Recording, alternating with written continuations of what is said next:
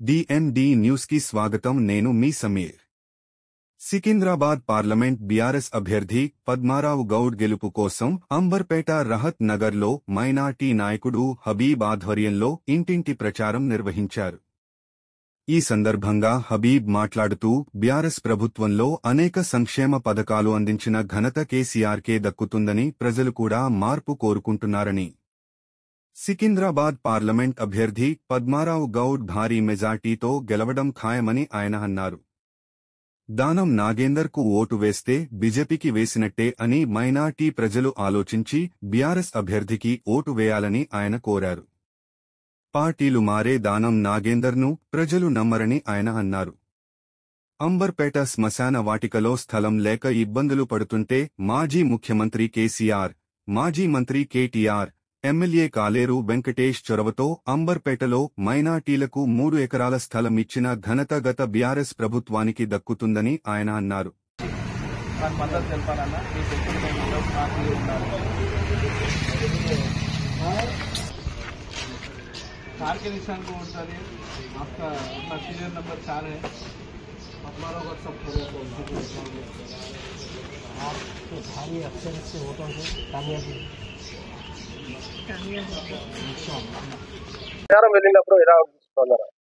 స్పందన బాగుంది సార్. మా దగ్గర ప్రతి చోట కూడా, మన 7 కాన్స్టిట్యున్సీలో కూడా ఎక్కడైనా కానీ స్పందన బాగుంది.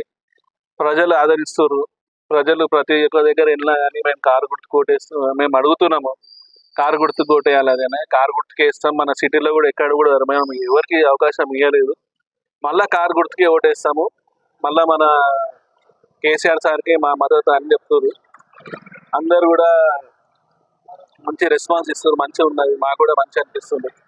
ఇప్పుడు మేము ఇక్కడ రహత్ నగర్ నుంచి ఇప్పుడు మన వినాయక్ నగర్, మళ్ళీ మల్లికార్జున నగర్, రామకృష్ణ నగర్ వరకు ఇప్పుడు పోతున్నాము.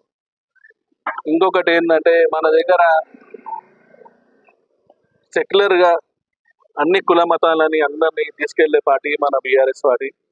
అందరినీ ఒక తాటి మీద తీసుకెళ్లే పార్టీ సెక్యులర్ పార్టీ. ఇంకొకటి ఏంటంటే, మన ఎంపీ గారు కిషన్ రెడ్డి గారు ఇన్నేళ్ల నుంచి మన దగ్గర ఎట్లాంటి కార్యక్రమం చేయలేదు, ఎట్లాంటి డెవలప్మెంట్ చేయలేదు ఆయన. అందుకే అందరితోటి నా ఒక రిక్వెస్ట్ ఏంటంటే, చూసి ఒక మంచి మనిషిని, ప్రజల్లో ఉన్న మనిషిని, ప్రజలలో పనిచేసే వ్యక్తిని, మంచి మనసున్న మనిషికి ఓటేయాలని కోరుతున్నా. ఇక ఇట్లాంటి మళ్ళీ ఇంకా మన కాంగ్రెస్లో కూడా జంపు జినానీలు రాత్రి పార్టీలు మార్చి వచ్చేవాళ్ళు ఇలా ఇంట్లో బీఆర్ఎస్ నుంచి ఇక్కడ వచ్చిర్రు కాంగ్రెస్ పార్టీకి. రేపు ఇంకా అక్కడ నుంచి కూడా ఇంకో దాంట్లో ఓడి కూడా ఇంకా ఊరు. ఇప్పటికే 4 సార్లు అక్కడ నుంచి అక్కడ మారిండు ఆయన. పద్మారావు గౌడ్ గారు అట్లాంటి మనిషి కాదు, మంచి మనిషి, పార్టీలు మారే మనిషి కాదు. అట్లాంటి వాళ్ళకి మీ అమూల్యమైన ఓటేసి గెలిపియాలని నాదొక రిక్వెస్ట్. మీ అందరితో ఒక విజ్ఞప్తి చేస్తున్నాను.